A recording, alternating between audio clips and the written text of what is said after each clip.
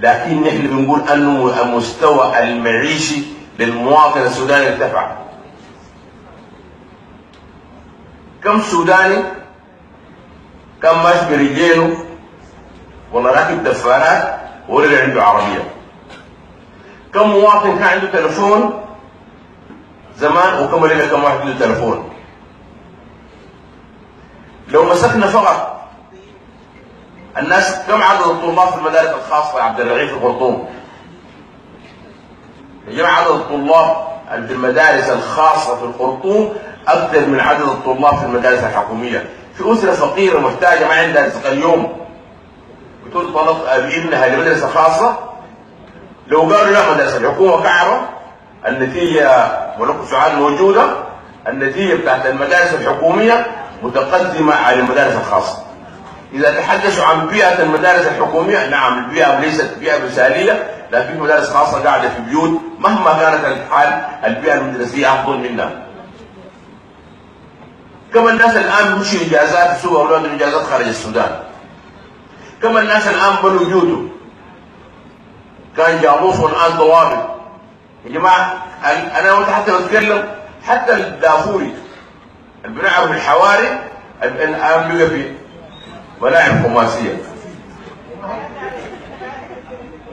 النفايات الان غير مستهلكين، زياده النفايات.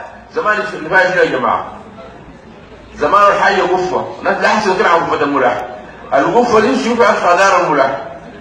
اللي ما عنده قفه بيجي الكيس الورق ذاك المعمل الاسمنت، الكيس ما بيتجدع لانه العواسم الحطب بيولعوه النار، ما الورق بيجي صح ولا ما صح يا سعاد؟ لكن هسه الليله ده كلها غاز وبوتجاز، بقى الورق بيترمي. الاكياس ما كان في حاجه بالكيس، هي القفه دي شايفها كل شيء. لو عايزين هنا حنلقى اكياس، حنلقى غازات بتاع مويه. يا جماعه انا اول مره في حياتي شفت مويه في قزازه 75 لما مشيت ابو ظبي، واصلا ما كنت متخيل في يوم من الايام ان السودانيين دول بيكونوا محتاجين يشربوا مويه بالقزازه.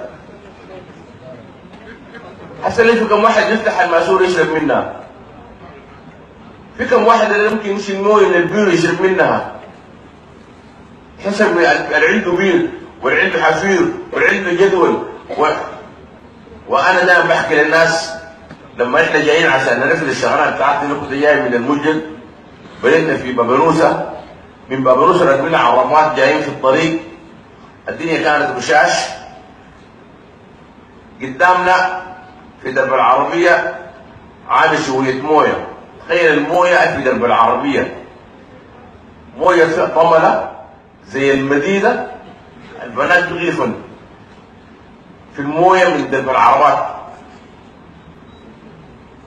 والغريبه لما العربيه دي بيقوموا الجاريات، فسالت الزول اللي معي هو من ابن المنطقه، البنات دي بيجري مالي دايرين خايفات تسالوني ليه بيشيل المويه. الليل الناس بيشربوا في اي حته في اطراف السودان، بنلقى المويه بتنتج في الخرطوم هنا ده بنلقاها هناك نشرب منها. وبعدين المفارقه في انه الجزازه بكم مكنسه المويه دي بتاخد دي بتاعت سوبر دي ب 2 جنيه. ناس الخرطوم بالمده قالوا يعملوا المتر بتاع المويه بجنيه، البرميل وده المتر فيه 4 براميل او 5 براميل مش كده بجنيه، 5 براميل بجنيه. الجرايد ده كلها صحافتنا صحافينا الحكومه تضاعف سعر المويه وتضغط على المواطنين المساكين وعلى الفقراء وعلى المساكين. 5 براميل بجنيه يوصلوها لغايه البيت. في الماسوره بتاعته يوصلوا 5 براميل في الماسوره بجنيه، يقولوا الحكومه ضاغطه على الناس. يا جماعه حقه نحن برضه لما نتكلم واذا قلتم فاعتلوا. يعني ممكن 5 براميل بجنيه يقول الحكومه والله ضغطت على المواطنين، وهو قد تلقى قدامه قزازه ب 2 جنيه عشان يسوي بشربه واحده. ففي فقر لكن نحن لازم نقول انه اللي اصهر الفقر الان حاجتين. اول حاجه التمدد بتاع الغنى، في ناس غنوا، في ناس مروا من الفقر، في ناس وصلوا مرحله الرفاهيه عايشين مثل رفاهيه، فالتوسع ده رفع ايضا تطلعات الاخرين. اي زول عايز نفس المستوى، اي زول عايز العربيه خاصه، اي زول عايز البيت الكبير، اي زول عايز السبريت يونت، عايز كل شيء. الرفاهيه دي الاستهلاكيه دي عايزين ناس يصلوها، دي الادعم متعب الناس.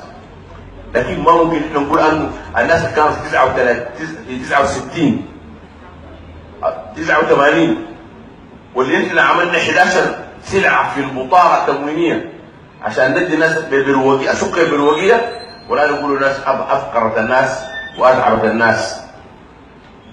يا جماعه جهد البذل وما تحقق في السودان مشويه. اذا قارناه بالظروف وبالضغوط المتعرضه لها السودان هنلقى احنا بنعمل في معجزه، ودي كتبها صندوق النقد في تقريره انه اللي حاصل في السودان معجزه. والفضل ما شهدت به الاعداء. احنا بنعمل عمل كبير ما حبوا نخجل منه، حبوا نقدمه ندافع عنه بقوه، ما كنا همنا مثلا والله دي مسؤوليه الناس اللي قاعدين في الحكومه. كلنا حكومه، اي واحد عضو مؤتمر وطني هو مسؤول مسؤوليه كامله زي اي مسؤول قاعد في اي موقع. نحن حنسعى